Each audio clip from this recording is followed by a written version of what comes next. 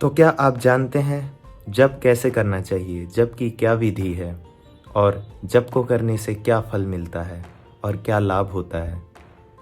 सभी को नमस्कार। तो आज हम अपने वीडियो में इस विषय पे चर्चा करेंगे ताकि आप जप का सही तरीका व सही विधान जान सकें। तो आइए वीडियो की शुरुआत करते हैं हमारी इस जानकारी के साथ। सर्वप्रथम हम जानते हैं जप कितने प्रकार का होता है। तो जप 3 प्रकार का होता है। पहला होता है उपांशु, दूसरा होता है वाचिक, तीसरा होता है मानसिक जप। उपांशु जप जो होता है उसमें मंत्रों का धीरे धीरे उच्चारण किया जाता है ताकि दूसरा कोई सुन ना सके। दूसरा जो होता है वाचिक जप, वाचिक जप में उसमें मंत्रों का उच्चारण होता है, वो भी धीरे धीरे उच्चारण होता है। तीसरा होता है मानसिक जप, मानसिक जप में मन के अंदर ही मंत्रों का जाप होता है और उसमें जिह्वा और ओंठ हिलते नहीं हैं। अतः इस प्रकार से 3 प्रकार के जप कहे गए हैं और इन जपों में सर्वश्रेष्ठ मानसिक जप को माना गया है। आइए जानते हैं जप कैसे किया जाता है, जप करने की क्या विधि है। सर्वप्रथम जैसे मेरे पास यह गोमुखी है मेरे पास और इसके अंदर यह मैंने माला रखी हुई है। यह रुद्राक्ष की माला है। रुद्राक्ष की माला को जप के लिए श्रेष्ठ माना गया है। अतः इससे करने वाला जो भी मंत्र है वह प्रभावशाली होता है और हमें अत्यंत और बहुत ही जल्दी शीघ्र फल देने वाला होता है। अतः हमें रुद्राक्ष की माला का सर्वाधिक उपयोग करना चाहिए। जैसा कि आप देख रहे हैं मैंने ये माला पकड़ा हुआ है ना।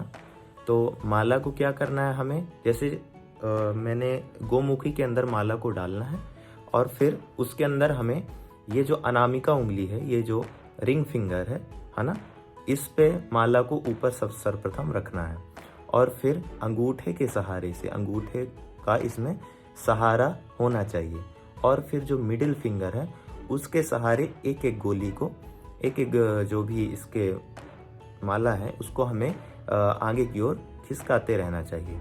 जैसे मैंने बोला श्री रामचंद्राय नमः एक माला, श्री रामचंद्राय नमः दूसरा, श्री रामचंद्राय नमः तीसरा।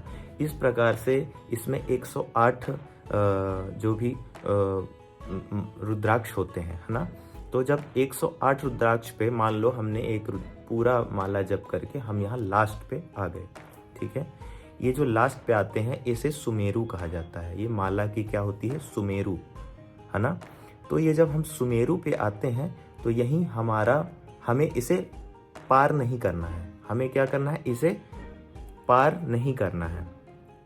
पार ना करके हमें माला को वहीं से ऐसे करके घुमा देना है और फिर हमें दूसरा माला जपना है। अगर हमें 2 माला 3 माला 4 माला जपना है तो हमें इस प्रकार से इसको करना होगा, ठीक है।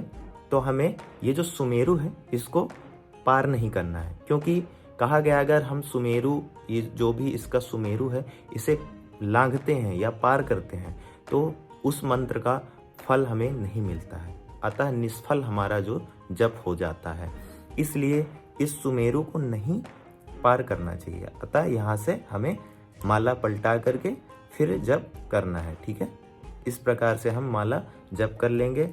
और देखिए जैसे ये गोमुखी है, गोमुखी में मैंने माला डाल लिया और उसी प्रकार से मैंने अंदर पकड़ा हुआ है माला को, ठीक है। और ये उंगली मेरी बाहर निकली क्योंकि इसका कोई काम नहीं है वहाँ पास, ठीक है। तो मैं माला को जप रहा हूँ, तो एक माला, ठीक है। फिर मैंने मंत्र मन में ही बोला, फिर मैंने इस प्रकार से मैं जपता जा रहा हूँ, ठीक है। तो ये हमारे माला जपने की विधि है और इस प्रकार से हमें माला जपना चाहिए। आजकल लोगों को जानकारी के अभाव में पता नहीं होता है कि माला कैसे जपना है, कैसे क्या करना है।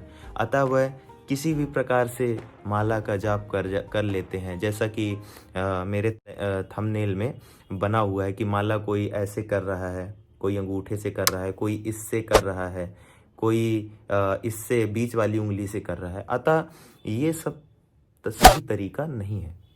इसलिए आपके सामने हम ये माला जपने का क्या विधान है, कैसे जपना चाहिए और जप कितने प्रकार का होता है, हम इसके बारे में जानकारी आपके समक्ष लेकर के प्रस्तुत हुए हैं। अतः हमारी ये जानकारी अगर आप लोग को अच्छी लगी हो तो मेरे चैनल को लाइक सब्सक्राइब ज़रूर करें। अगर आपका यह सहयोग मुझे मिलेगा तो मैं और ज़्यादा से ज़्यादा जानकारी आध्यात्म के विषय में, हमारे धर्म के बारे में, आध्यात्म के विषय में ज़्यादा से ज़्यादा जानकारी लेकर के आपके समक्ष आता रहूँगा। अतः आपका प्यार अपेक्षित है। धन्यवाद। जय श्री राम।